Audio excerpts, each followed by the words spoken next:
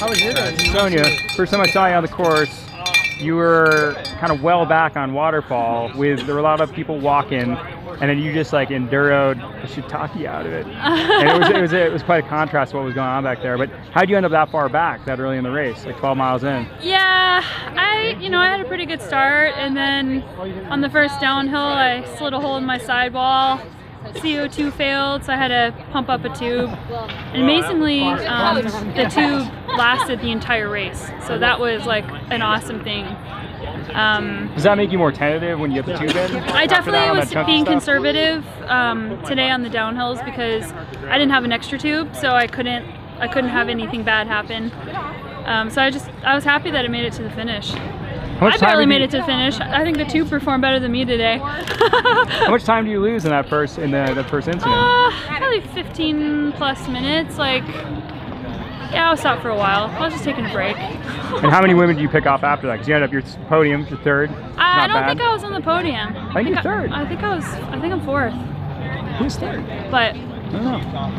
Yeah, in 7 years, that's definitely one of my worst performances at 100. But I finished, and the heat definitely got me today. Like, I wasn't sure if I should quit or not because I was definitely suffering heat stroke for quite a while. How do you damage control heat stroke when you're out there and that's happening? You got to stay in it. What do you do? You know, well, the first thing is like you realize, like I looked at my Wahoo and it was 90 degrees. And I wasn't sweating, so you have to like say, oh, am I sweating? No, I'm not sweating. What happens when you drink water, you just feel thirsty, but nothing happens. You just keep drinking and your belly gets bigger and bigger and bigger, but you don't absorb calories or anything like that. You just have to slow down. I mean, the same thing would be to stop. I'm not very smart, so. But you know, I was happy I finished. And the other women at this race did awesome. Like, I've won the True Grit before, and it takes a lot to put together a good race here. And I commend anybody that comes out and has a good day here. Like it's a doozy.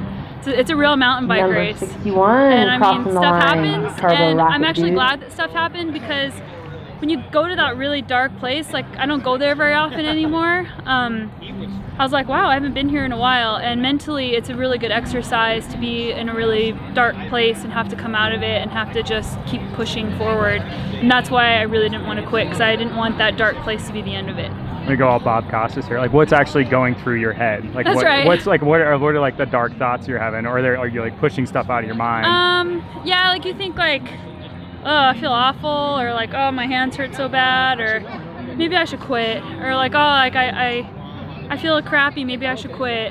And I've been winning races and wanted to quit before, you know, like racing's hard, and being able to turn it around and just say like, hey, number one, I'm a recreational rider. Number two, I'm a pro. So I'm out here, I get to ride my bike all day. It's like 30 degrees and snowing at home, and I got to ride a lot of hours today. Followed by all right, well, great job. number Thanks. 7.